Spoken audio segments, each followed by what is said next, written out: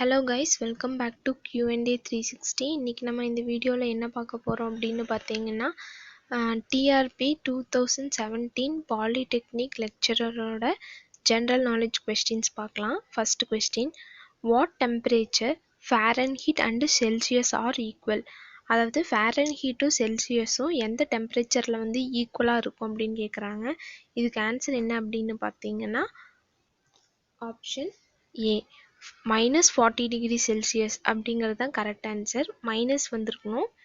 Next question, in a class of 45 students a boy is ranked 20th. When two boys joined, his rank was dropped by 1. What is his new rank from the end? இதுக்கு என்ன answer அப்படின்னு பார்த்தீங்கன்னா option B 26. Next question, who wrote the novel காவல் கோட்டம்? இது யார் எழுதியிருப்பாங்க அப்படின்னு பார்த்தீங்கன்னா எஸ் வெங்கடேசன். இவர் தான் எழுதியிருப்பாரு. இவரை பற்றிய ஹிஸ்ட்ரி என்ன அப்படின்னு பார்த்தீங்கன்னா, இவர் இந்த நாவலை வந்து 2008 வந்து எழுதியிருப்பாரு.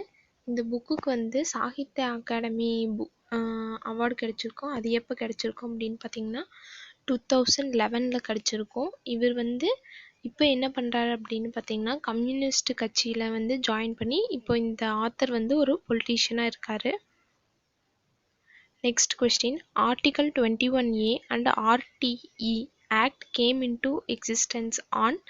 இது எப்போ எக்ஸிஸ்டன்ஸில் வருது அப்படின்னு பார்த்தீங்கன்னா 1st April 2010 வருது. இது ரெண்டு ஆக்டும் என்ன இம்ப்ளிமெண்ட் பண்ணும் அப்படின்னு பார்த்தீங்கன்னா free education for the children between 6th to 14 years old.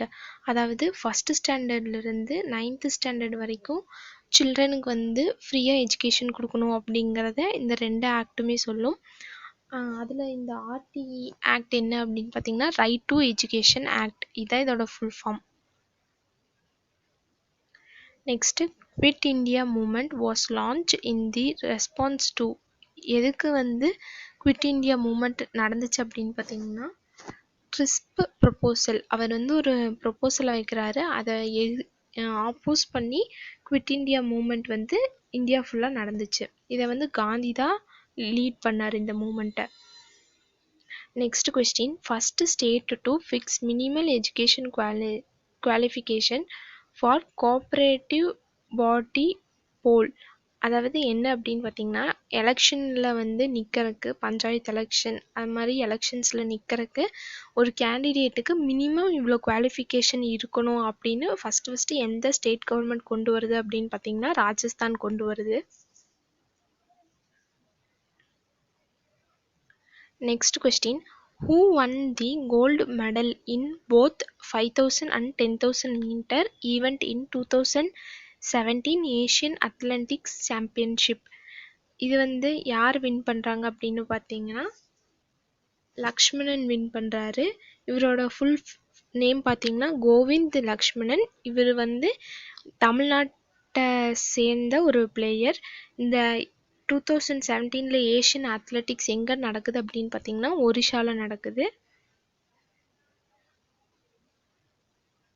Next question, the parliament can make any law for whole or any part of India for implementing international treaties without the consent of the state.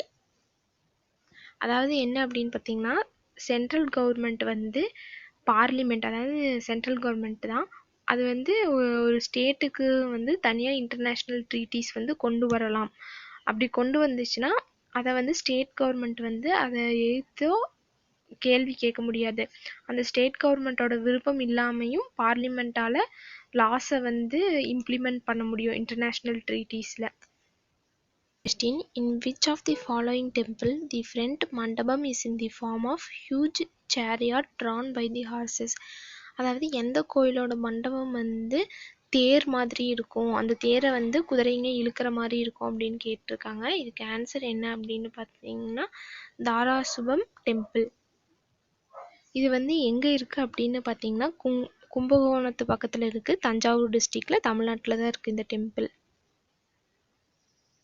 Next question, consider the following rivers: Narmada, Brahmaputra, Godavari, Tapti.